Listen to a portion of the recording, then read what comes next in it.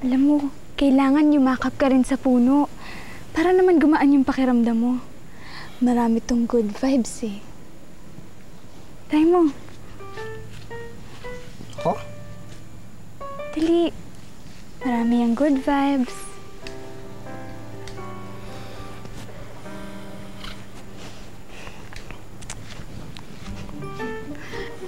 Ano? Nafe-feel mo na ba ang energy flowing to your body? Alam mo, lagi kitong ginagawa.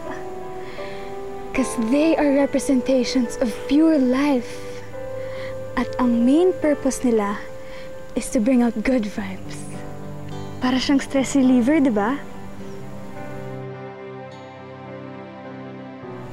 Parang relaxing naman. Sabi ko sa'yo eh. Teka, may dumi ka.